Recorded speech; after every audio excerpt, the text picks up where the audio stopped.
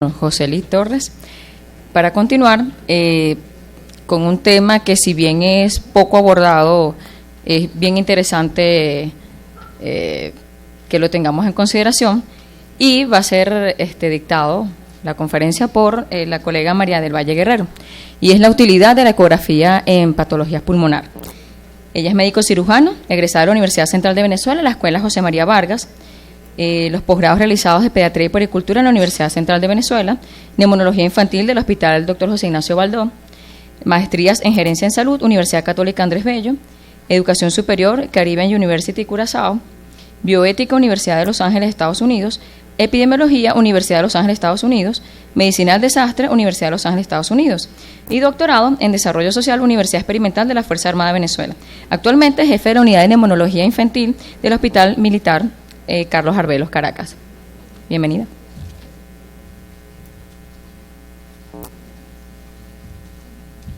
Buenos días. Agradecer la invitación al Congreso y traer esto que es tan controversial, porque es el uso de ecografía en niños.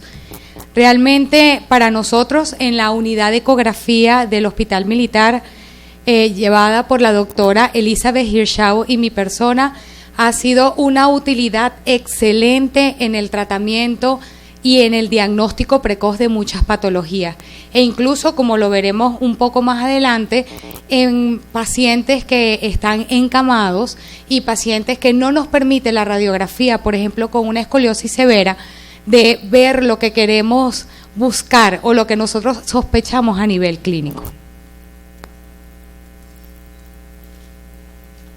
Vamos a hablar algo de la introducción. No me voy a meter mucho en la técnica, porque ayer en el precongreso ustedes tuvieron un taller bastante importante, pero los que no, enamorarlos para que hagan algo de esto en cada uno de los hospitales, dándose cuenta de realmente la utilidad que ella va a generar.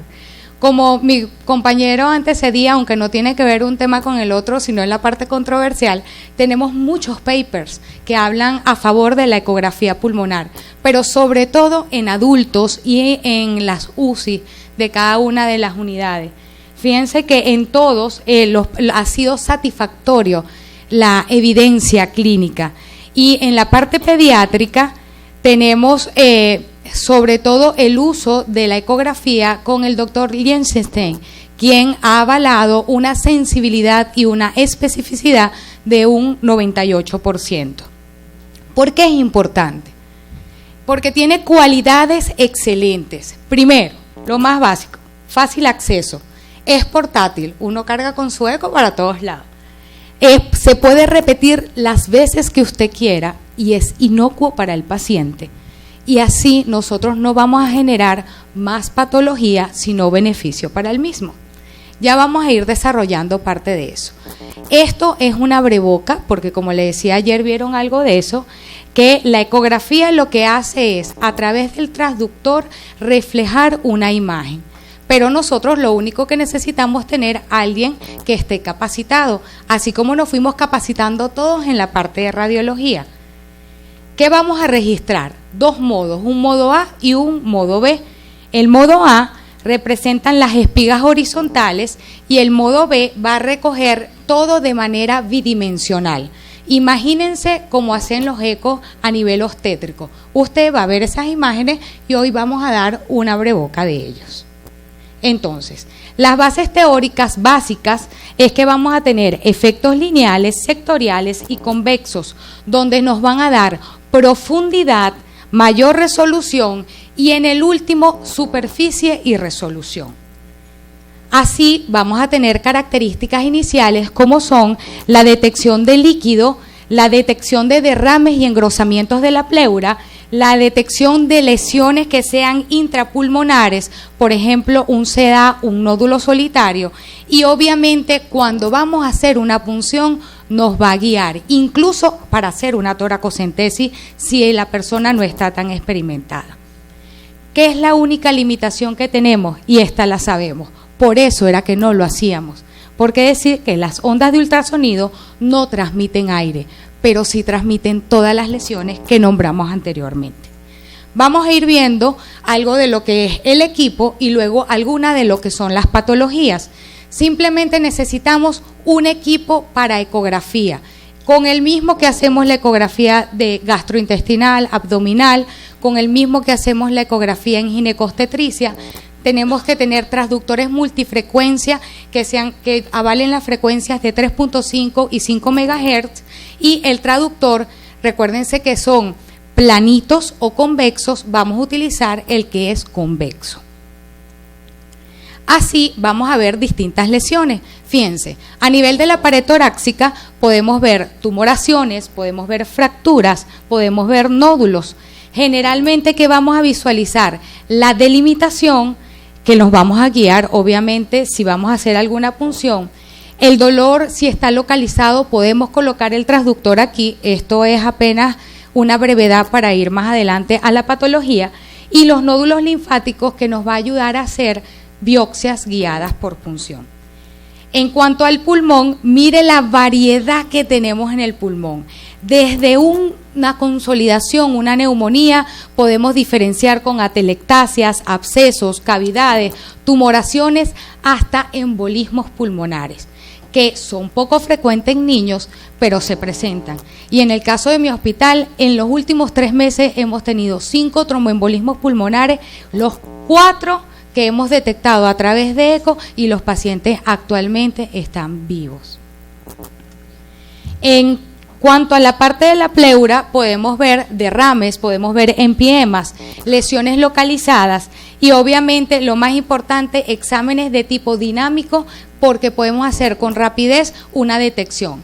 ¿Qué pasa con esto de la rapidez? Muchos hemos pasado esto. Llamen a radiología si el paciente está en una terapia intermedia o está en la UCI. Y mientras que llega el técnico, en cambio aquí en fracciones de minutos podemos hacer un diagnóstico precoz. En cuanto al mediastino, obviamente si tenemos aumento en la parte de mediastino, adenopatías, derrames, síndromes de vena cava, todo lo podemos valorar con lo que es la ecografía. Entonces vamos a empezar a hablar un poquito de ello. Fíjense, vamos a tener el paciente en 2 posiciones, ya sea de cúbito supino, y vamos a dividir ese tórax en 3. Esto es parte de lo que ustedes vieron ayer. Vamos a trazar una línea media a través de la clavícula, luego vamos a ir en la zona, una línea media en la zona media de la región axilar, y luego una línea media en la zona media de la zona escapular. Así nosotros vamos a ver distintos tipos de imágenes. La primera que les traigo es esto, que es la más importante, el signo de desplazamiento. ¿Qué es lo que vamos a ver allí? Esa es la pleura. La pleura tiene un desplazamiento dinámico. Entonces imagínense como si fuera unas múltiples luces de LED que se están moviendo constantemente. Y eso es un estudio normal, que ya vamos a ver ahora. ¿Qué es lo primero que vamos a observar? Observamos el pulmón. Fíjense cómo la pleura se limita fácilmente y obviamente esta es la parrilla costal. Cuando nosotros vamos a ver un eco generalmente normal y colocamos el transductor a nivel de la clavícula, vamos a ver el primer signo. Mira, recuérdense aquí de Batman, el signo del murciélago. Fíjense cómo tenemos esto, que es la parte del hueso, y vamos a ver una ala por aquí y otra por aquí. ¿Lo asemejan? Entonces ese es el signo del murciélago, donde nosotros estamos viendo un desplazamiento normal de la pleura que me está diciendo que ese pulmón está normal. Además vamos a tener artefactos de reverberación, y aquí sí quiero que hagan un poquito de énfasis, ¿no? Fíjense ustedes, tenemos las líneas A. Las líneas A son artefactos de reverberación de lo que es la parte del deslizamiento. Fíjense como si se estuviera multiplicando esta línea a través de todo lo que es el parénquima pulmonar. Eso me va a hablar a mí de un pulmón normal. El patrón alvéolo intersticial, y entramos aquí en patología, es donde vamos a ver otro artefacto, que es la línea B. La línea B lo que me va a dar es artefactos que se llaman en cola de cometa o haces de luz, como si fuera una luz de rayo láser. Coloca el transductor, fíjense aquí arriba la línea de desplazamiento de la pleura, y miren estas múltiples imágenes como son rayos que van desde lo que es la colocación del transductor en la parrilla hasta la parte última del eco, donde se ve la zona convexa. ¿La notan? Entonces, cuando nosotros veamos esas imágenes, me está hablando de que ese pulmón está enfermo. Hay un síndrome alvéolo intersticial. Y vamos a tener dos tipos de líneas, las líneas B de 3 milímetros y las líneas B de 7 milímetros. Fíjense cómo, ya lo vamos a ver en otra posteriormente, aquí hay una separación de una con la otra. Y esta línea tiene un valor, ven que es una línea pequeña que es de 3 milímetros. La línea de 3 milímetros me habla que hay un proceso parenquimatoso que es intraalveolar, mientras que si es más gordita, de 7 milímetros, me habla de fibrosis intersticial. Fíjense lo que les acabo de decir, puse el transductor, veo líneas B y ya sé que ese pulmón está enfermo. Si la niña, en el caso de una paciente adolescente con una escoliosis severa y le necesito hacer una radiografía porque la clínica me dice que tiene una neumonía, fíjense cómo puedo ver si la escoliosis está a la derecha bien marcada, cómo puedo ver yo ese patrón pulmonar. Es imposible. Le puse el transductor y en menos de 30 segundos usted se dio cuenta que ya tiene un pulmón que está enfermo. Fíjense ustedes, aquí les traigo esta para comparar la tomografía con la ecografía.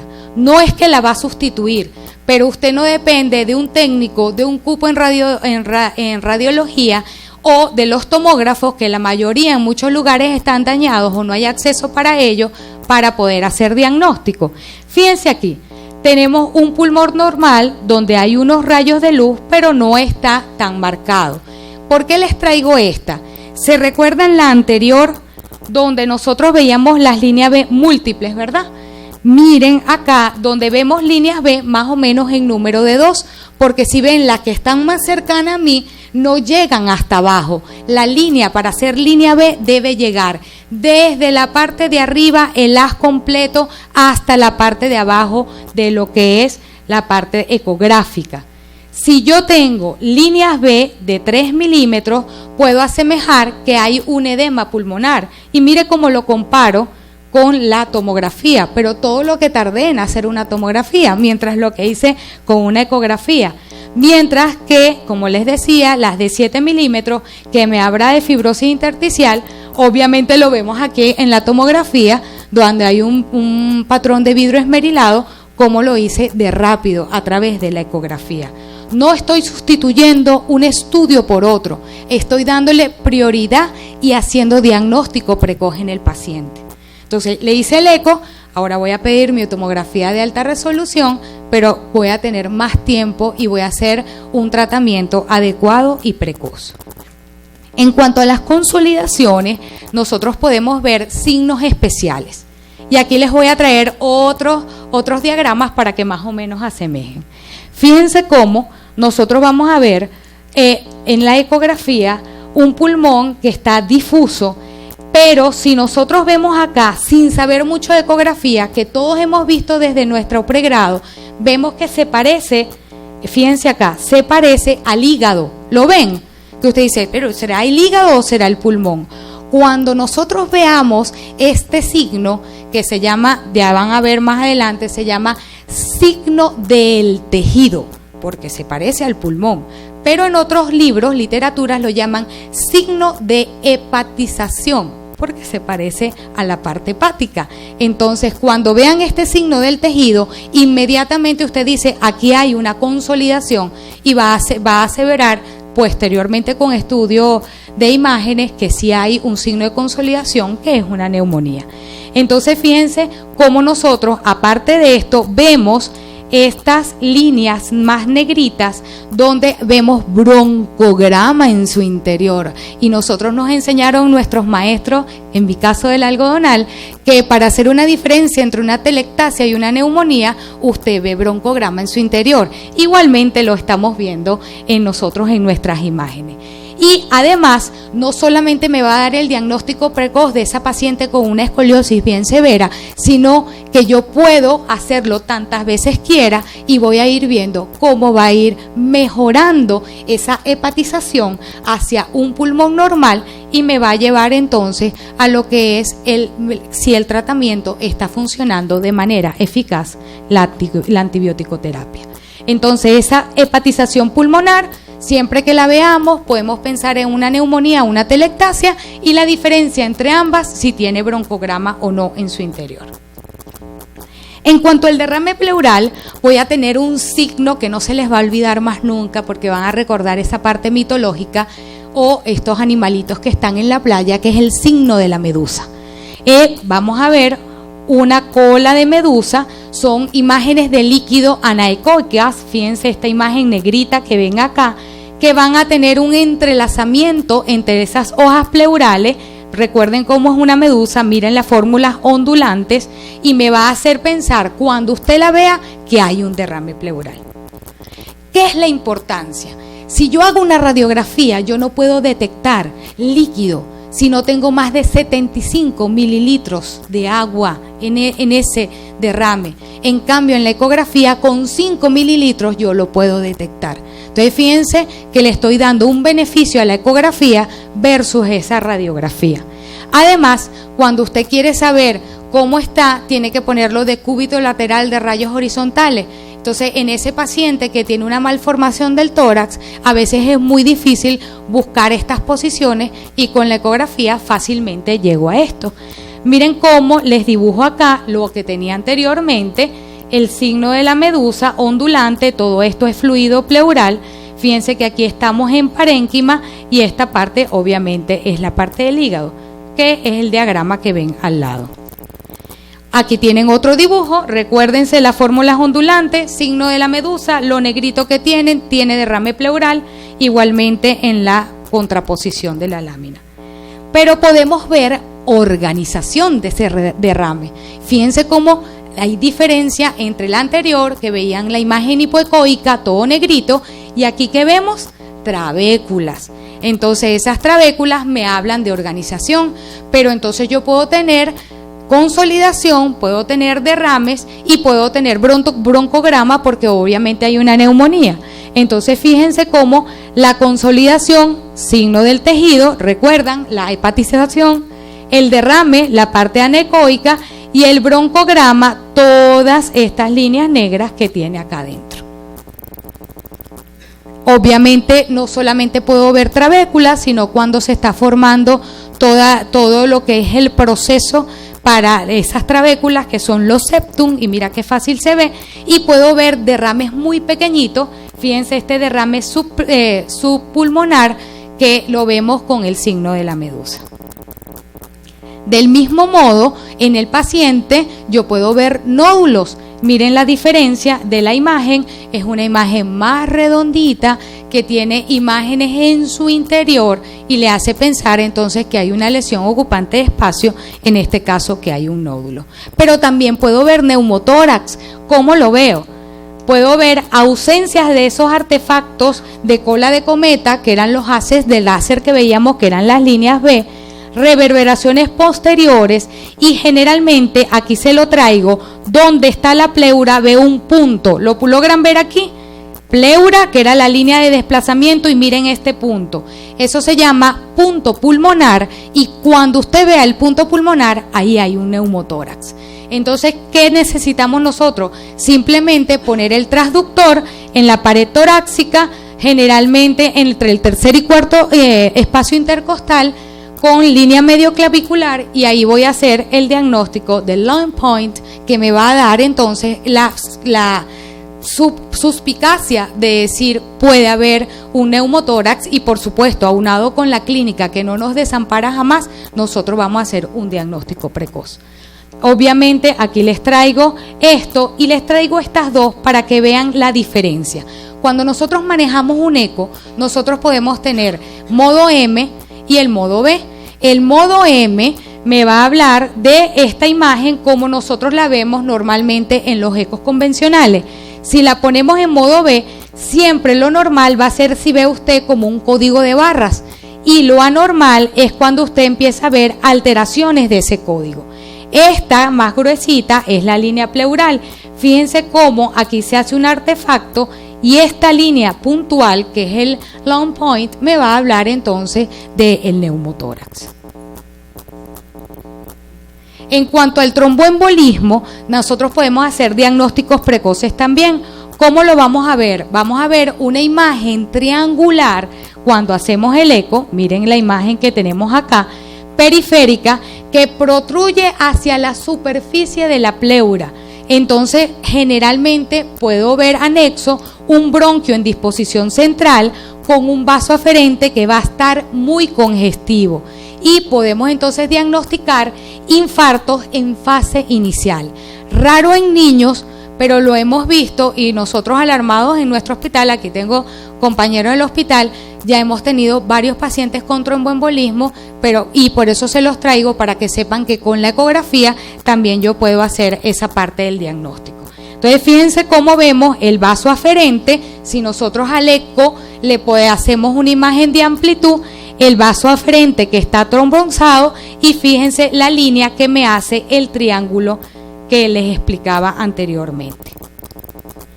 En neoplasias también nosotros podemos ver, hacer ecografía. Fíjense cómo esta imagen me da una imagen de una linfangitis cavernomatosa, y nosotros ¿qué vemos a través acá? Engrosamiento líneas B, que me habla de un patrón intersticial importante, que ese pulmón está infiltrado, pero además veo estas líneas más pequeñas, no sé si la logra ver desde allá, que me habla de formación de septum, y eso se traduce como engrosamiento de los mismos, que me habla de una patología intersticial. Entonces, a los que nos gustan los algoritmos, nosotros podemos ver todo esto a través de un algoritmo. Obviamente, si nosotros vemos el desplazamiento de la pleura, si existe, podemos ver líneas A, líneas B. Las líneas B presentes me hablan de patrón intersticial. Puedo inclusive pronosticar un edema pulmonar. Si hay presencia de líneas A, acuérdense que me habla de un pulmón normal, pero si la línea A reverbera muchas veces y tiene una imagen en forma triangular, puedo llegar a un embolismo pulmonar. Si yo no veo desplazamiento de la pleura, pienso en un neumotórax, y si veo signo del tejido, pienso en una neumonía. ¿Cuáles son las aplicaciones importantes que tenemos? Diagnósticos rápidos en una insuficiencia aguda respiratoria, traumatismos graves. Si yo tengo que trasladar un paciente en aeroambulancia, puedo llevar un ecopulmonar porque es portátil, que puede usarse con una batería, y puedo hacer un diagnóstico si el paciente está gravemente enfermo. Puedo hacer diagnósticos de neumonías radioocultas en los pacientes que tienen malformaciones del tórax. En caso de tromboembolismos, en pacientes con ventilación mecánica, porque los pacientes generalmente no pueden moverse de las salas de UCI. Cuando voy a hacer toracocentesis y drenaje para hacer biopsias y punciones guiadas, para intubación traqueal, porque también me va a hacer una guía importante, y esto lo apoya mucha literatura, pero sin ninguna duda uno de los más importantes es el maestro Liechtenstein, que inclusive lleva todo lo que es el posgrado de ecografía pulmonar en Europa, y además que ha hecho lo que es el protocolo azul o el protocolo blue, donde ellos han dicho que hay una eficacia y una eficiencia del 90.8% y de 92%. Este protocolo azul se hizo en el año 2008, donde solamente de 100 pacientes, 2 no se le pudo hacer diagnóstico precoz y requirieron otras imágenes. Pero el resto, los 98 pacientes restantes, se le pudo hacer un diagnóstico precoz con el estudio de ecografía pulmonar. En conclusión, podemos decir que es una herramienta útil para el diagnóstico precoz de los pacientes, que es una exploración rápida, que no tiene prácticamente costo a nivel hospitalario si usted cuenta con el equipo de ecografía en su unidad, que obviamente lo puede repetir tantas veces usted quiera para ver cómo va el tratamiento sin necesidad de hacer una radiografía. No debe movilizar el paciente para hacerlo. Usted puede ir hasta la cama del paciente o si quiere lo puede llevar a su unidad, pero usted puede ir con su equipo de eco. Es superior a otras técnicas en algunas patologías, sin embargo, para nosotros es muy importante la radiografía. Pero nos hemos dado cuenta hoy en día, con el déficit que tenemos de la impresión en la radiografía, que con esto podemos hacer mucha más magia para esos pacientes que ya están padeciendo bastante con lo que estamos pasando y que se maneja de forma multidisciplinaria. Y lo que yo quiero acá es hacerles saber que no necesitamos, no le voy a quitar el trabajo a los que hacen su posgrado en radiología, en radiodiagnóstico, pero nosotros podemos hacer un eco pulmonar, al igual cuando pedimos una radiografía, que no necesitamos que nos traigan un informe para poder hacer el diagnóstico, ni la tomografía, ahora tenemos esta herramienta para nosotros. ¿Por qué necesitamos todo esto? Porque para nosotros el pulmón es nuestra razón de vida, por estos niños, porque para nosotros de verdad respirar es vivir. Muchas gracias.